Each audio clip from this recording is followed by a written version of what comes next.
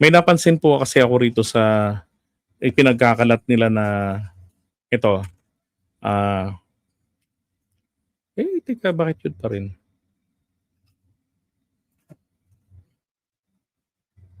Sabi kasi nila nagkaonsehan. Alright, so eto. So sabi rito, 2,000,000 lang yung binigay, yung parte mo na kay Boss B. Sino yung Boss B? 'Di ba? Wala sa'kin sabi. Ah, Talaga ba? Kausap ko raw lang si boss, sa inyo daw inabot, kinukupal niyo ba ako? Kung may parte ka sa 2M, di 5 na maghahati-hati dun, pang-apat lang na tao. Yung,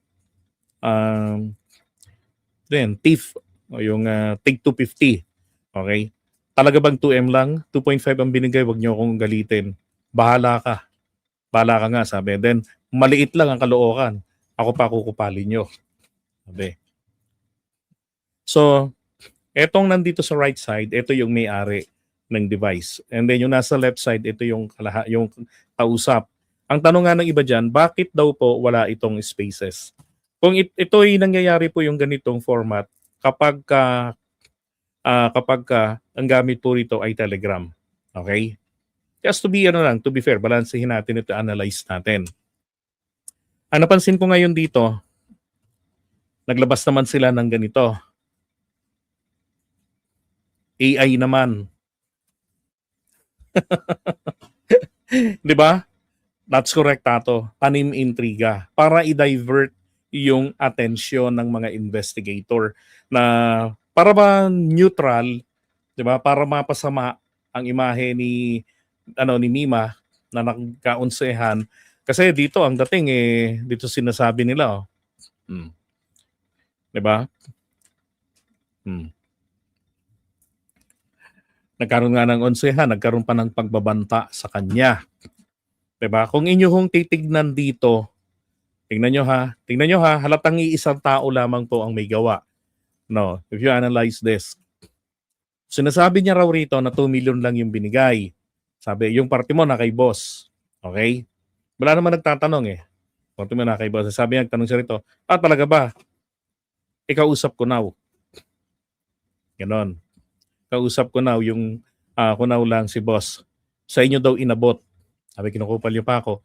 Kung may party ka, ha? Sa 2M, di 5 na maghahati doon. Pang-apat lang na tao yung thief. O yung lang na tao yun, tag 250. Talaga bang 2M lang? 2.5 ang binigay.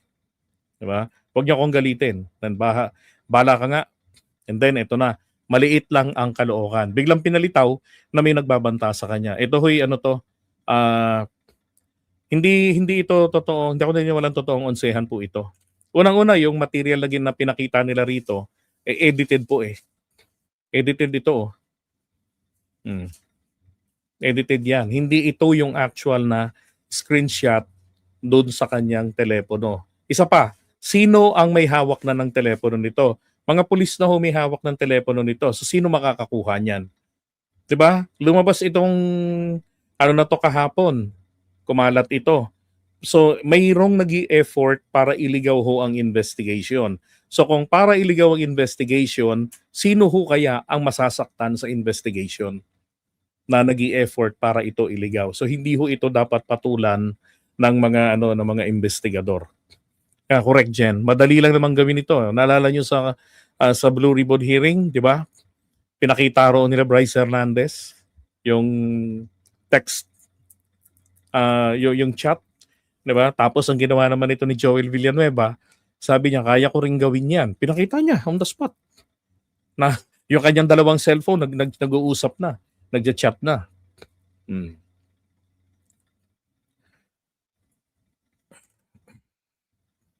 Sa laptop conversation ba 'yan? Di, ewan ko lang. Kasi sa akin, meron akong Telegram, ganyan ang Telegram, wala halos spaces. Pero mukhang ano lang ito, peki itong account na, itong ginawa nilang para palitawid lang ng ganyan. Alam ko patulo mga DDS dito eh. No? Hindi ko naman sinisisi na sila yung may kagagawan dito. Ang kinukundin ako lang, katulad din. Ako first time ko pong natuwa kay kay Harry Roque sapagkat magihong si Harry Roque ay kinundi na rin naman po eto hong nangyaring insidente na ito kay Mima Alicia. At nako, nanawagan din ho si Harry Roque sa gobyerno na imbestigahan thoroughly etong nangyari kay Mima Alicia. Kasi sabihin man natin na gano'n man kabaho yung bunganga niya pag mag-content, paano umatake, na talagang unbearable, no? Kaya hindi ko siya pinapanood. Ito ho ay dahil ito ngay dapat protected yung free speech natin, pero kung may ganitong nangyayari, 'di ba? Dapat talagang iniimbestigahan thoroughly ito ng mga otoridad natin. Hindi pwedeng sakyan ito na magkaunsehan tapos doon nawala na, 'di ba? So dapat lahat ng anggulo tignan nila. Pero yung mga diversionary tactics na yan na may naglalabas ng mga adulterated materials, mga edited, ito po hindi na ho ito dapat na pinapatulan. Ito yung yung kay Harry Roque na comment ka pala diyan. Sabi ko nga, first time kong natuwa kay Harry Roque. Ayan.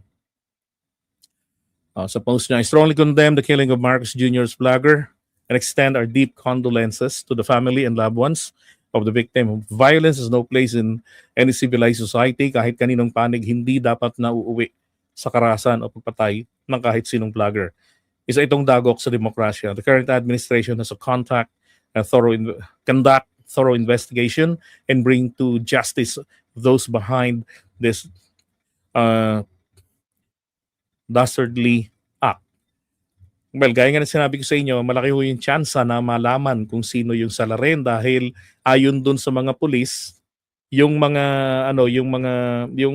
nakita nila sa backtracking ng CCTV, yung mga lalaki na yon ay consistent na nandoon. Ibig sabihin, palagi pong nandoon nagmamatsyag, nakapwesto doon, malapit sa kanila. So kung nakikita nila yun, pare-pareho yung mga mukha, siyempre itatanong po yun sa kapitbahay, kilala nyo ba itong mga demonyo to? Siyempre pagka demonyo, walang nakakilala. Diba?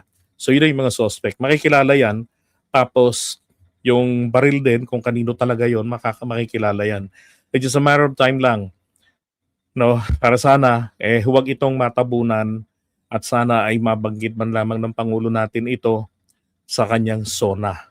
Na kung nung 2025 sinabi niya na na mahiya naman kayo, sana ngayon sabihin ng Pangulo, hindi naman po yung justice for Mima Alicia lang, kung hindi sana sabihin ng Pangulo, mahiya naman kayo, hindi ligtas ang Pilipinas. Isang vlogger natin ang napatay. 'Di ba? Sana ganun.